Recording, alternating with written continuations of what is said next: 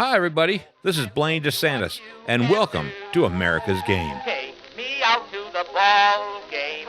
Take me out with the crowd. Buy me some peanuts and cracker jack. I don't care if I never get back. Let me root for the home team. If they don't win, it's a shame. For it's 1, 2, 3 strikes, you're out at the old ball game. Well, I hope all of you had a great holiday weekend, Memorial Day weekend. I hope you got to listen to our special podcast on important games of the 1800s. I know a lot of people can't believe they were playing baseball over by the pyramids in Egypt. It was a wonderful holiday here. It was a little cool where I'm at, but all in all, it was a wonderful day, and I'm glad to be back at you with our regular special, and not special, but our regular episode of America's Game. You know, today we have a really interesting one for you because we are dealing with the famous and the unknown, and that's what we have.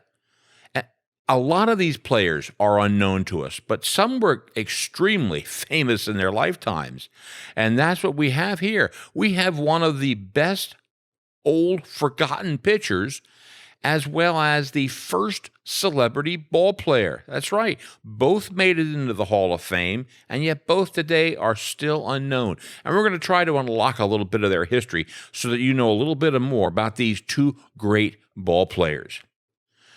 Our first person we're going to take a look at is John Clarkson. John Clarkson, he was a pitcher, and he was elected to the Hall of Fame in 1963 by the Veterans Committee. Now, how can a man who has been considered maybe the greatest pitcher of the 1800s be overlooked? Not just overlooked for over 70 years from his death. It's just unbelievable. What was going on? Why did they forget about this man? Well, had it not been for Early Wynn and his endless quest to win 300 games, which ended back in 1963, most likely John Clarkson would still not be in the Hall of Fame. That's right. He'd still be on the outside looking in, because Early Wynn took 3 years to win 300 games. I think he won 16 games over the last 3 years of his career. And during that time period, baseball statisticians started looking back and realized, hey, there's some other 300-game winners who aren't in the Hall of Fame. Yeah. And, of course, a little bit late, the people who go for the Veterans Committee, but nonetheless, it came in 1963 that John Clarkson was admitted. Now, one of the things that's fascinating about him is he pitched only 9 full seasons in the National League. That's right. His career ended in 1894. And yet for a 5-year stretch of those 9 years, there was no more dominating pitcher. Now, you've heard now there are rules that say you must pitch 10 seasons. And that's what he did. He pitched actually 9 full seasons and parts of 3 other seasons. So he does qualify under that 10-season rule. But for 9 years, this was the most dominating pitcher out there. He pitched also with 3 different distances from the mound to home plate. Yeah. He went from 45 feet to 55 feet to finally 60 feet 6 inches. That's very interesting. And he was able to adapt and be quality at all of those lengths. And you know what? Not just quality, one of the greats. Now, he was from Massachusetts, and he was the son of a prominent jeweler, and he was a little bit different than the other ball players at the time who did not come from such a privileged background. As a matter of fact, he even had 2 brothers who were pitchers in the National League, and the combination, the Clarkson brothers, have won the 3rd most games of any brother combination in Major League history, behind the Necro brothers and the Perry brothers. Of course, most of them were won by John, but it doesn't matter. There were 3 of them, and so they have 3rd place on the most brotherly wins in the National League history, actually in Major League history. Well, at age 20, in 1882, he signs with the Worcester Ruby Legs. Now, yes, the Worcester Ruby Legs were in the National League at that time, if you can believe that. Yep. He pitched in only 3 games, though. See what I mean? Part of the season. And during the off season, the Worcester team folded. That's right. They ran out of money, so they folded the team. So for the next 2 seasons, he has to pitch in the minor leagues. And while he's pitching for a team in, I think, Saginaw, Michigan, he's spotted by Cap Anson. And he ends up signing with Chicago in the month of August. And so in 1884, he begins his second abbreviated season, in which he goes 10-3. And that's not too bad. And finally, in the beginning of 1885, he begins his first full season in the pros. That's right. And what a season it was. Oh, I'm going to tell you what. We'll talk about that in a little bit. But before we get into his superlatives and his what made him Hall of Fame worthy, a little bit about him. Most likely he suffered from depression. Also, he had a very bad drinking problem. And unlike some of the ball players who were loud and carousing and boisterous, John Clarkson was a solitary drinker. He sat by himself and just drank and got darker, and the depression got there, and he had a very difficult time with that, battled that his entire life. He was considered what they called back then a tidy ball player. I like that, a tidy ball player. What do we mean by that? Well, no nicknames for John Clarkson. Nope, it was John Clarkson. He also wore a uniform, he took care of this, by the way, that was freshly pressed and laundered. Every time he pitched, he had his uniform at the laundries, and it came back looking absolutely spotless. He was always smooth-shaven, never a beard, never a mustache. Again, this is what set John Clarkson apart. And when he got hot and started to sweat, yes, he wiped his sweat with a freshly pressed white silk handkerchief. That's right, a white silk handkerchief that he carried in his pocket. Oh. Yeah, how many guys do you see wearing white silk handkerchiefs anymore? Anyway, he was also extremely sensitive to criticism. I know Cap Anson, who was his manager for many a year, said he had a hard time with him because if he said anything negative about him or the way he pitched or the way he pitched to a batter, he would go into this depressive funk and didn't want to be seen, didn't want to pitch, went into himself, went away and drank. But he said if you gave him a compliment to how good he pitched, he'd be ready to go the next day. That's how he was. There were highs and lows with John Clarkson, no doubt about it. And he was extremely competitive. That's the thing, that comes out with him. He studied the batters. He studied their tendencies and their mannerisms. And he was a control pitcher. He threw curveballs that seemingly could go wherever he wanted them to. Tell me, have you seen many pitchers today do something like this? Oh, maybe for a couple innings, maybe for a game, but day in, day out, year in, year out, John Clarkson was the best, no doubt about it. But on the other hand, he could get upset. And again, this goes to this personality thing. One of my favorite stories about John Clarkson, well, I have two, to be very honest with you, okay? Let's begin with the one to get his competitive edge. Despite being this good pitcher he always tried to get a little bit of an edge. And so if he was pitching on bright days, he wore a shiny silver belt buckle in the front of his pants, and he would try to get that belt buckle to glare into the batter's eyes. So that not only was the ball coming and curving and twisting, the batter had to contend with the glare of the silver belt buckle. Can't use that anymore. Also, now this is a gem. One day he was pitching and he was really getting upset because it was getting dark and you couldn't see. You got to remember back in the 1800s, they didn't have lights and they didn't use a lot of baseballs. So this baseball that they were using was pretty dark, pretty beaten, and it was just hard to see for everybody. So he got so upset when the umpire did not call the game on account of darkness that he went out to the mound. He had a baseball in his glove along with a lemon. That's right. He took a lemon to the mound. He threw his warm-up pitches with the baseball. He got the baseball back. He then wound up and threw the lemon. That's right, he threw a lemon in place of a baseball, and it was called a strike by the umpire. That's right, the lemon cut right down the plate, strike one, and then his catcher turned around, showed it to the umpire, and said, "We've just thrown a lemon," at which point the umpire called the game on account of darkness. Didn't like to do that back then. But John Clarkson threw his lemon. Well, let me talk about 1885, because 1885 was one of those amazing seasons, a season that you will never, ever, ever see again. Nope, not going to happen.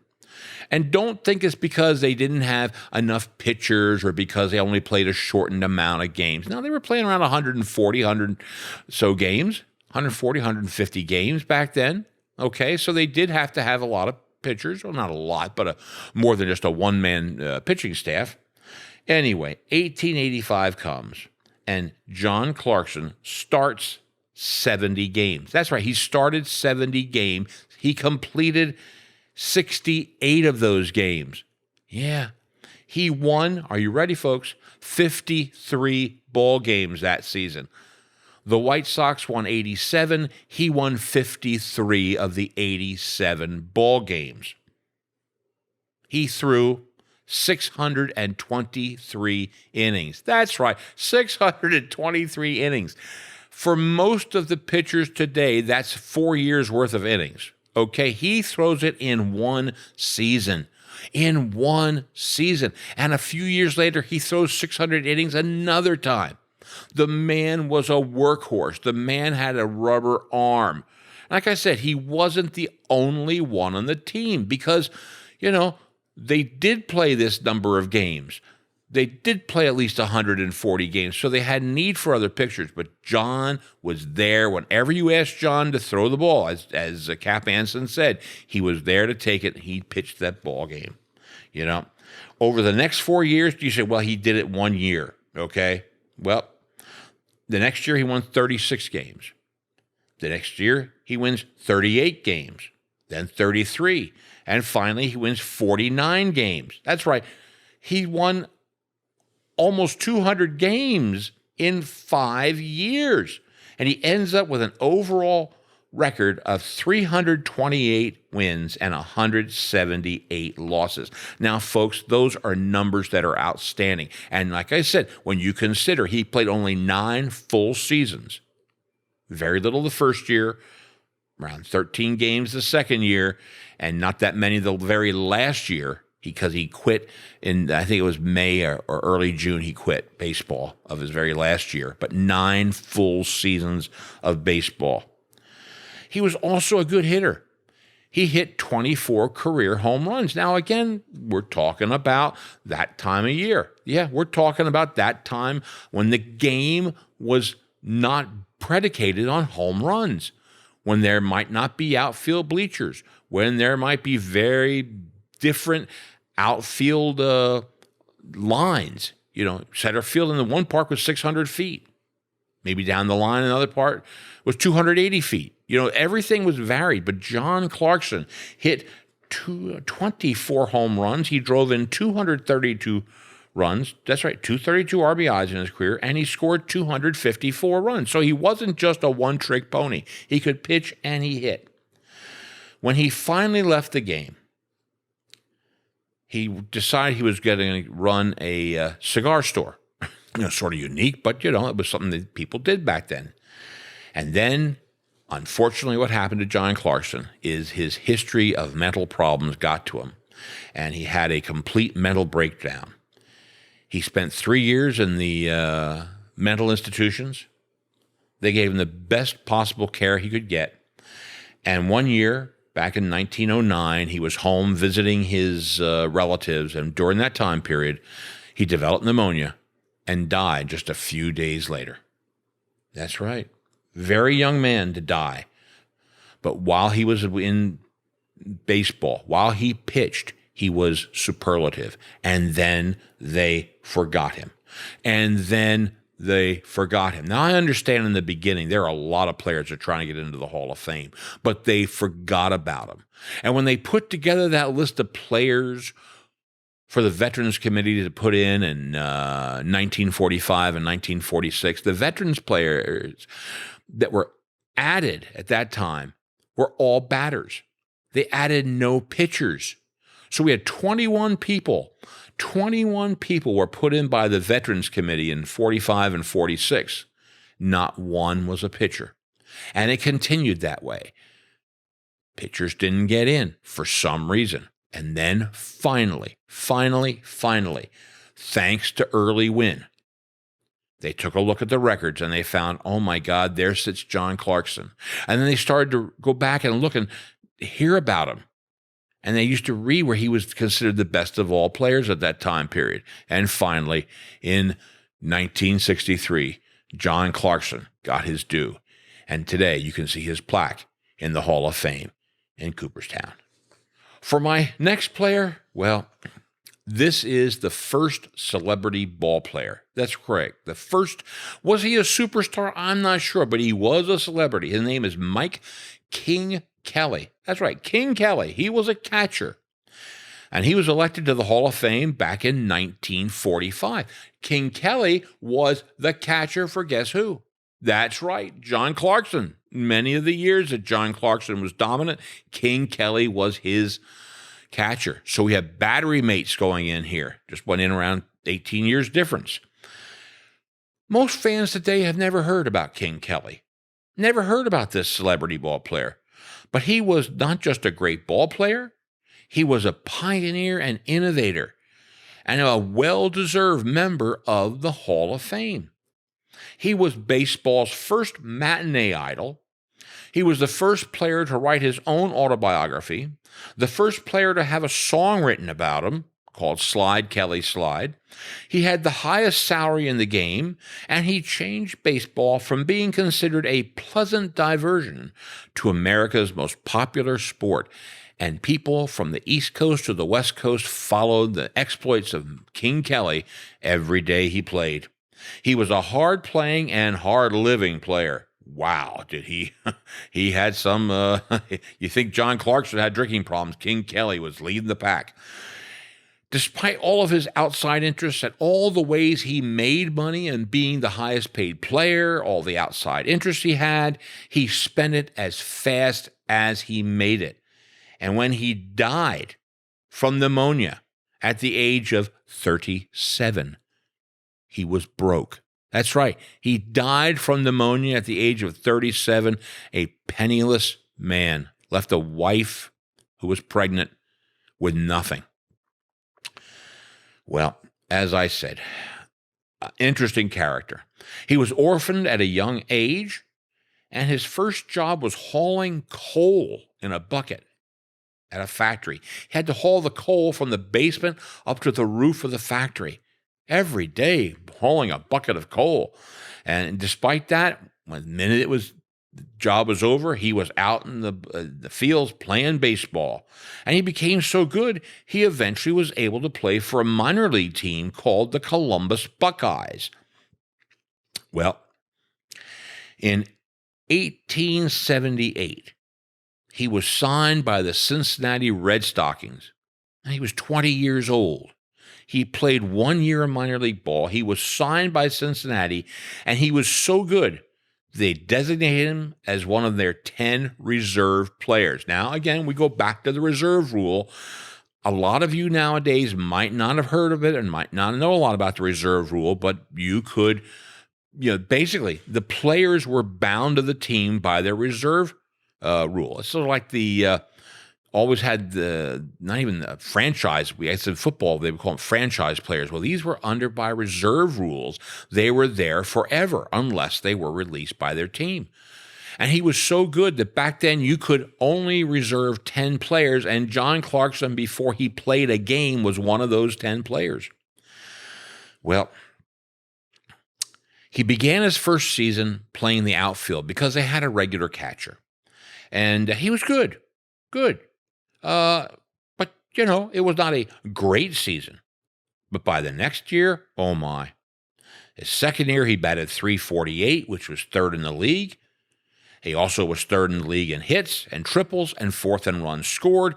And you know what? The legend of King Kelly starts to grow. Yeah. He was known as a brainy, tricky, and rule-bending player. Yeah, back then the rules weren't solidified as hard as they are now. So he knew how to bend rules. And the thing is, nobody got that upset with him. A, they liked him, okay? But B, because things weren't codified as they are now. What do you do? Well, he did do some things that aren't allowed, okay? There's no doubt about that, okay? One of my favorite stories about him is that one day, and it wasn't just one time, but it happened numerous times. They only might have had one umpire back then. And the umpire might have been had distracted because of a hit to the outfield or something like that, and the umpire was not watching King Kelly. And Kelly would run directly across the field from first base to third base, not going to second. And this is something he did quite a few times. Now, that was illegal. But he also did things like one time he was at second base, and the second baseman was arguing with the umpire because Kelly had stolen second base. King Kelly was pretty fast, despite being a catcher. He steals second base. The second baseman squawks. He says, "No, I had him out." They started into an argument. No one calls timeout. And guess who starts running around the base paths? That's right. King Kelly starts going around the base paths, and he scores from second base. Now, everybody says, "Oh, yeah, this is his rule bending." But you know what? Whose fault was it that they didn't call timeout? Whose fault was it that nobody was trying to get the attention of the second baseman to tell him to throw the ball home? I don't care how fast you are. It still takes quite a few seconds to get from second base to home plate. Kelly did it, and by the time he crossed, they were still arguing out at second base. Yep. You could do that back then. It's a lot of fun, I'll tell you. Well, he became part of a barnstorming team that went out to California, and the first time the fans saw him, they loved him. I mean, he was talking and jabbering on the field. He had a banter going with the people in the stands. He was just a good-time guy, good-natured. He baited umpires. He talked to people on this team, on the other team. It didn't matter. King Kelly was something else. Well, unfortunately, while they were on that barnstorming tour, the Cincinnati team had huge losses at the gate that prior year, and they decided to release all the ball players. And so despite being tied in with a reserve clause, Cincinnati could release him, and now Kelly was free to sign anywhere. And where does he go? That's right. Cap Anson was leading that touring team, and Cap Anson brings him to Chicago. Now, this is the Chicago team. This is a Chicago team that has Albert Spalding as its owner and has Cap Anson as its, captain or manager or whatever. They called him back then Cap because he was like the leader and everything. And if we remember, Cap Anson and Albert Spalding were on that tour of the world and went to the pyramids of Giza. Remember, I mentioned last week that they had 5 Hall of Famers over in Egypt, and there was a 6th one who only did the American tour. Well, guess who that 6th one was? That's right, it was King Kelly. King Kelly had too much going on for him to be away for 6 months. So, it was just something else. He was a good fellow, a good friend, and his own worst enemy. He drank hard, he caroused, and he was part of the reason that Cap Anson initially began a spring training so that his players would dry out and get into shape for the season. He was a great friend of the legendary Billy Sunday, who for a long period of time was a drinking buddy of King Kelly. But one day, Billy Sunday said, "That's it, I've had enough, I'm going to Jesus." And he didn't know what to do. He didn't know how he could tell his teammates. And the very first person he spotted was King Kelly. And he says to the king, "I'm no longer going to drinking. I'm going to turn myself to Jesus." And Kelly says, "Billy," he says, "that's not for me, but I'll support you any way I can. I believe in you. And you know what? For the rest of his life, King Kelly supported Billy Sunday in his decision to become a teetotaler and to become a man who spread the word of God. And that's just the type of guy King Kelly was. He was just a good guy who had good friends. Like I said, he was a huge drawing card. He was an innovator. He invented the hit and run play. He also invented the hook slide. That's right, which is why they did the song Slide, Kelly, Slide, about him and his hook slide. He was a quick thinker. He took advantage of unwritten rules. As a matter of fact, one time, he's running in from third base to home plate, and the guy behind him is right on his heels. And the catcher sees two players bearing down on him, doesn't know what to do. Kelly stops like around a foot from the plate, spreads his legs, and the batter behind him slides underneath his legs, touches home plate. Then Kelly touches home plate, and both score. You can't do that nowadays. You can't pass somebody in the base pass. You'd be considered out. But back then, it didn't have the rule like that. So, you see, he got away with rule bending. And that's one of the best ones I've ever heard of. Oh, no doubt. King Kelly could do all these things. One time, when he was actually a manager of a team, it was the ninth inning. There were 2 outs. And again, here's what happened. A pop-up, a little foul pop fly, and the catcher didn't see it. Kelly jumps up on the field, yells, "Kelly substituting for catcher," and catches the ball. Out 3.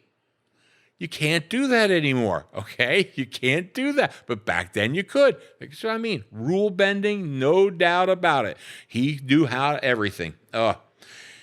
Like I said, the baseball stories of King Kelly are legendary, as was his life. He is eventually sold to the Boston Beaneaters for $10,000, which was considered a huge sum of money back then.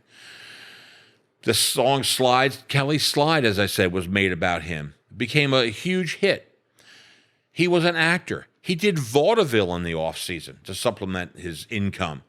And he was also allegedly the inspiration for Casey of Casey at Bat fame. So now you understand why King Kelly didn't want to go overseas. He was doing too much in America, making too much money and spending too much money the whole time. Like I said, it's unsustainable. And like John Clarkson, King Kelly dies of pneumonia one offseason. Dies of pneumonia at the age of 37. He led the league in batting twice. He led the league in runs scored and doubled 3 different times. He was a lifetime .307 hitter. He stole over 360 bases, including 83 in one season. And again, he was part of that large group of players that in 1945 were inducted into the Hall of Fame. No pitchers, but yes, he was the catcher for John Clarkson. And John Clarkson always claimed that his career could have been prolonged had he only had King Kelly behind the plate for the last few years of his career. But nope, by that time, Kelly was off to Boston, where again, he became a legend. At the Hall of Fame ceremony in 1945, there was absolutely nobody there on behalf of King Kelly. A man who was that popular, a man who had that many fans, no one was there for him. He had no living relatives. Remember, he was an orphan. His wife had died, and the daughter she was pregnant with when he died, she only survived an hour, and there was no one left. And so John King Kelly was unrepresented at that 1945 Hall of Fame ceremony and was forgotten. And John Clarkson's forgotten too. But you know what? That's what we do here at America's Game. That's what we do here at America's Game. We try to let you know who were these forgotten stars of the old days.